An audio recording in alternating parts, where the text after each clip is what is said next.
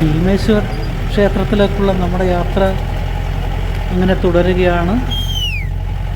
Off road യാത്രയും മഴയും അതികഠിനമായ പാതയും ചേർന്ന് യാത്ര വളരെ രസകരമായിട്ട് മുന്നോട്ട് പോവുകയാണ്. ഡ്രൈവർ ജോയിയുടെ വർത്തമാനമൊക്കെ കേട്ടുകൊണ്ട് മഴ ആസ്വദിച്ചുകൊണ്ട് കാഴ്ചകൾ കണ്ടുകൊണ്ട് യാത്ര തുടരുകയാണ്. റോഡിൽ നിറയെ ചളിക്കുളമാണ്. യാത്രികർ നടന്നു പോകുന്ന യാത്രികരാണ് കണ്ടത്. ഏകദേശം 3 കിലോമീറ്ററോളം നടക്കാനുണ്ട്. ഞങ്ങളുടെ യാത്ര പാർക്കിംഗ് ഗ്രൗണ്ടിൽ വണ്ടി വച്ചതിന് ശേഷം കാൽനടയായിട്ട് തുടരുകയാണ്. മെയിൻ റോഡിൽ നിന്നും റോഡ് നിറയെ 3 കിലോമീറ്ററോളം ചെളി വെള്ളം കുത്തി ഒഴുകുകയാണ്. ഓഫ് റോഡായിട്ട് നേരത്തെ പോയവരൊക്കെ തിരിച്ചു വന്നു തുടങ്ങി. കല്ലും കുഴിയും നിറഞ്ഞ ഒരു അതികഠിനമായ കൊടും വനമാണെന്ന് പറഞ്ഞിരുന്നല്ലോ. ഇവിടത്തേക്കുള്ള ഞങ്ങളുടെ ഫോറസ്റ്റ് ഡിപ്പാർട്ട്മെന്റിന് കീഴിലുള്ളതാണ് ഈ പ്രദേശം. ഇനി ഇവിടുത്തെ റോഡ് കോൺക്രീറ്റ് ചെയ്യാനുള്ള അനുമതി ഉണ്ടെങ്കിലും അതേ ജീപ്പിന് തന്നെ ഫോറസ്റ്റ് ഡിപ്പാർട്ട്മെന്റ് അതിനുള്ള അംഗീകാരം കൊടുത്തിട്ടില്ല എന്ന് അറിയാൻ കഴിഞ്ഞത്. വീതിയുള്ള റോഡിൽ നിന്നും നടപ്പാത പോലുള്ള വഴിയിലേക്ക് മാറി കുറച്ച് ഭാഗം കോൺക്രീറ്റ് കട്ടകൾ പാകിയിട്ടുണ്ട്. വഴിയിലൊക്കെ ക്യാമറകൾ സ്ഥാപിച്ചിട്ടുണ്ട്. അതോ ലൈറ്റിനുള്ള കാലുകളാണോ എന്നറിയില്ല. ഇവിടെ മുതൽ സ്റ്റെപ്പുകൾ കയറണം. നമ്മൾ കോൺക്രീറ്റ് സ്റ്റെപ്പുകളാണ്. 1400ഓളം സ്റ്റെപ്പുകൾ ഉണ്ടെന്നാണ് അറിയാൻ കഴിഞ്ഞത്. കൃത്യമായിട്ട് എണ്ണിയിട്ടില്ല. എങ്കിലും വേണം മുകളിലേക്ക് എത്താൻ. ഈ സ്റ്റെപ്പുകളുടെ 2 ഭാഗത്തും കൈപ്പിടികളുണ്ട്. പക്ഷേ നല്ല വഴുക്കലാണ്. സൈഡിലോട്ട് ചേർന്നാൽ ഈ വരുന്ന ആൾ വഴുതി വീഴുന്നില്ല. വീണ്ടും ഒന്നുകൂടി വഴുതും. വീണ്ടും വഴുതി വീഴുന്നുണ്ട്.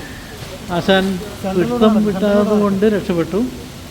കുത്തനെയുള്ള സ്റ്റീപ്പായിട്ടുള്ള നല്ല വഴുക്കലുള്ള സ്റ്റെപ്പുകളാണ് കയറേണ്ടത്. ഇനിയാണ് കാഴ്ചകൾ, നമ്മളെ അമ്പരപ്പിക്കുന്ന കാഴ്ചകൾ ഇനിയാണ് വരാൻ പോകുന്നത്. മുകളിലുള്ള വെള്ളച്ചാട്ടത്തിന് മനോഹരമായ കാഴ്ചകൾ, അതിൻ്റെ ഹുങ്കാര ശബ്ദം എല്ലാം കേൾക്കാൻ തുടങ്ങി. ഞായറാഴ്ച ആയതുകൊണ്ടാണ് തോന്നുന്നു ധാരാളം സഞ്ചാരികൾ, യാത്രികർ, ഭക്തജനങ്ങൾ ഒക്കെ ഇവിടെ എത്തിയിട്ടുണ്ട്. ഇതൊരു പവിത്ര ക്ഷേത്രമായിട്ടാണ് കരുതപ്പെടുന്നത്. പിതൃക്കൾക്ക് ബലിയർപ്പിക്കാനുള്ള ഒരു സ്ഥലം കൂടിയായിട്ടാണ് കർണാടകത്തിലെ ജനങ്ങൾ, ഭക്തജനങ്ങൾ ഇതിനെ കാണുന്നത്. ഏകദേശം 100ഓളം അടി ഉയരത്തിൽ നിന്നും താഴേക്ക് പതിക്കുന്ന ജലപാതമാണ്. വളരെ പുരാതനമായ കാലത്തെ ക്ഷേത്രമാണ്. മഹാഭാരതത്തിലെ പഞ്ചപാണ്ഡവന്മാരുമായി ബന്ധപ്പെട്ടാണ് ഈ ക്ഷേത്രം അറിയപ്പെടുന്നത്. അജ്ഞാതവാസക്കാലത്ത് ഭീമൻ ഇവിടെ കഴിഞ്ഞെന്നും ഇവിടെ താമസിക്കുന്ന കാലത്ത് അദ്ദേഹം ഇവിടെ ഒരു ശിവലിംഗം സ്ഥാപിച്ചെന്നുമാണ് ഐതിഹ്യം. എന്നിരുന്നാലും വളരെ പുരാതനമായൊരു ക്ഷേത്രമാണ്. ഭീമൻ തൂണുകളും മേൽക്കൂരയടക്കം കരിങ്കൽപ്പാളിയും പതിച്ച ഒരു പുരാതന ക്ഷേത്രമാണിത്. കൂറ്റൻ കരിങ്കല്ലുകളാണ്. ഭീമേശ്വര ക്ഷേത്രത്തിൻ്റെ മേൽക്കൂരയിലെ കല്ലുകളൊക്കെ ഇളകിപ്പോയിട്ടുണ്ട്. ഇവിടെ ഒരു വലിയ ഒറ്റക്കൽ നന്ദി വിഗ്രഹം കാണാം. ഭക്തജനങ്ങളൊക്കെ ഇവിടെ തൂക്കിയിരിക്കുന്ന മണി അടിച്ചുകൊണ്ടാണ് ക്ഷേത്രത്തിൽ പ്രവേശിക്കുന്നത്. കനത്ത മഴയും അതുപോലെ മഴക്കാറും ഉള്ളതുകൊണ്ട് ക്ഷേത്രത്തിനകത്തൊക്കെ ഇരുട്ടാണ്. ഇവിടെ പൂജാരി ഇരിക്കുന്നുണ്ട്. അദ്ദേഹം ഭക്തജനങ്ങൾക്ക് തീർത്ഥജലം നൽകുന്നു. ചില ഭക്തർ മുന്നിലുള്ള തളികയിൽ ചില തുട്ടുകളും നാണയങ്ങളും പൈസയൊക്കെ ഇടുന്നുണ്ട്. ഉള്ളിലേക്കുള്ള ക്ഷേത്രത്തിൻ്റെ ശ്രീകോവിലാണ് കാണുന്നത്. വെളിച്ചം കുറവായതിനാൽ നന്നായിട്ട് ഫോട്ടോ കാണാൻ പറ്റില്ല. ഉള്ളിലുള്ള വെളിച്ചം കാണാം. ഇതിൻ്റെ സൈഡിലുള്ള പാറക്കെട്ടുകളാണ് ഇതിന് പിറകുവശത്ത് കൂടെ പോയാൽ ഒരു ഗുഹയുണ്ട്, പക്ഷേ മഴയൊക്കെ ആയതുകൊണ്ട് അങ്ങോട്ടൊക്കെ പോകാൻ സാധിച്ചിട്ടില്ല. അദ്ദേഹം ഭക്തജനങ്ങൾക്ക്, പൂജാരി ഭക്തജനങ്ങൾക്ക് തീർത്ഥജലം നൽകുന്നു. ക്ഷേത്രത്തിൻ്റെ മേൽക്കൂരയൊക്കെ കാണുക. എത്രയോ നൂറ്റാണ്ടുകൾക്ക് മുന്നേ ഈ കൂറ്റൻ പാറക്കല്ലുകൾ, ചരിഞ്ഞ പാറക്കല്ലുകൾക്ക് മുകളിൽ രൂപം കൊടുത്ത ഒരു ക്ഷേത്രം എന്ന് പറയുമ്പോൾ അത്ഭുതം തന്നെയാണത്. തൊട്ടപ്പുറത്തെ വെള്ളച്ചാട്ടത്തിൻ്റെ കാഴ്ച തൂണുകൾക്കിടയിലൂടെ കാണാം. ഇതിൻ്റെ അരികിൽ ഷീറ്റുകൾ വെച്ച് മറച്ചിട്ടുണ്ട്. കാരണം ഇങ്ങോട്ടൊക്കെ സഞ്ചാരികൾ നടന്നാൽ അത് വഴുക്കൽ ഉള്ള സ്ഥലമാണ്. വഴുതി വീണ് അപകടം പറ്റാൻ സാധ്യതയുണ്ട്. വെള്ളച്ചാട്ടത്തിനിടയിൽ എൻ്റെ ഒരു ഫോട്ടോയാണ്. ഭക്തജനങ്ങൾ മാത്രമല്ല, ട്രക്കിംഗ് ഇഷ്ടപ്പെടുന്നവർ, പ്രകൃതി സൗന്ദര്യം ആസ്വദിക്കാൻ വരുന്നവർ, മഴയെ ആസ്വദിക്കാൻ വരുന്നവർ ഒക്കെ ഇവിടെ എത്തുന്നുണ്ട്. വളരെ ഇൻട്രസ്റ്റിംഗ് ആയിട്ടുള്ളൊരു യാത്ര തന്നെയാണ്. ഞങ്ങൾ ക്ഷേത്ര ദർശനം കഴിഞ്ഞ് മടങ്ങുകയാണ്. അതേ ജീപ്പിൽ തന്നെയാണ് മടക്കം. ഞങ്ങൾ ക്ഷേത്രത്തിലേക്ക് കയറും മുന്നേ ഒരു ട്രിപ്പ് കൂടി പ്രധാന റോഡിലേക്ക് പോയിട്ട് ആൾക്കാരെ കൊണ്ടുവന്നു. ജോയി അവരെ ഇറക്കിയതിന് ശേഷം ഞങ്ങൾ വന്ന അതേ ആൾക്കാർ തന്നെ തിരികെ പോവുകയാണ്.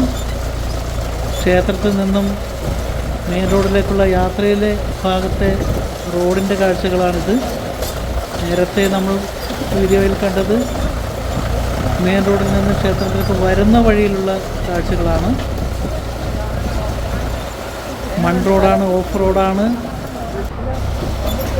സഞ്ചാരികളൊക്കെ വഴിയിൽ കാണുന്ന നീർച്ചാലുകളും ജലപാതങ്ങളിലും കുളിക്കുകയും ആസ്വദിക്കുകയും ചെയ്യുന്ന കാഴ്ച, വഴിനീളെ ഇത്തരം കാഴ്ചകൾ കാണാൻ പറ്റും.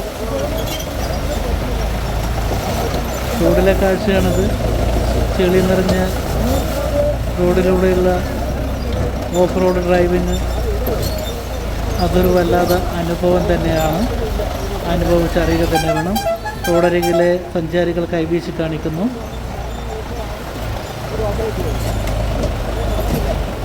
എന്തായാലും ഒരു മൺസൂൺ കാലത്തെ കർണാടകത്തിലെ പശ്ചിമഘട്ട മലനിരകളിലേക്കുള്ള യാത്ര എന്നും ഓർമ്മിക്കപ്പെടുന്ന ഒന്ന് തന്നെയാണ്.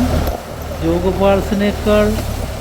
ഫാൾസ് എന്ന് പറയുന്ന ഏഷ്യയിലെ 3ാമത്തെ ഉയരം കൂടിയ വെള്ളച്ചാട്ടമാണ്. അത് കാണുക തന്നെ വേണം. ജീവിതത്തിൽ ഒരിക്കലെങ്കിലും കാണണം.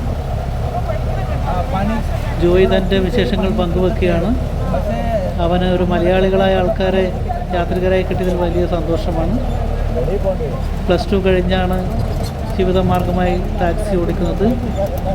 കൂടുതൽ പഠിക്കണമെന്നൊക്കെ ഞങ്ങളുടെ കൂട്ടത്തിലുള്ള ആൾക്കാർ അവനെ ഉപദേശിക്കുന്നുണ്ട്. പഠിച്ചിട്ട് വലിയ കാര്യമില്ലെന്നും പണമില്ലെങ്കിൽ ഒന്നിനും വിലയില്ലെന്നുമാണ് അവൻ്റെ കാഴ്ചപ്പാട്. ഏതായാലും വളരെ രസകരമായിട്ട് ഉള്ള ഒരു യാത്ര തന്നെയാണ്.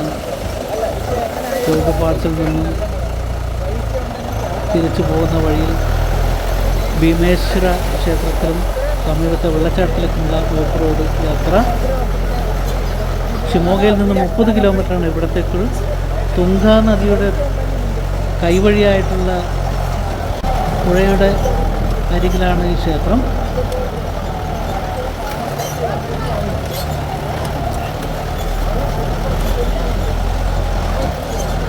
ഏതായാലും ഞങ്ങളുടെ യാത്ര അവസാന ഘട്ടത്തിലേക്കാണ്.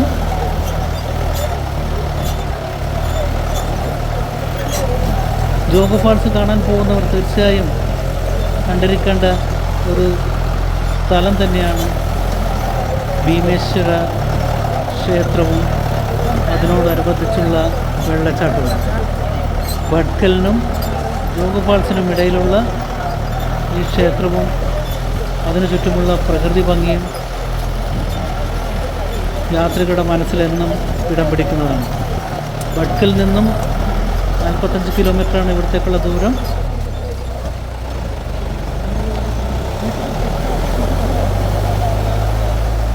ജോഗ് ഫാൾസിൽ നിന്നും 41 കിലോമീറ്റർ. ഞങ്ങളുടെ വാഹനം മെയിൻ റോഡിലേക്ക് എത്തിയിരിക്കുന്നു. അടുത്ത യാത്രക്കായിട്ട് സഞ്ചാരികൾ കാത്തു നിൽക്കുകയാണ്, ജീപ്പിന് വേണ്ടി കാത്തു നിൽക്കുകയാണ്.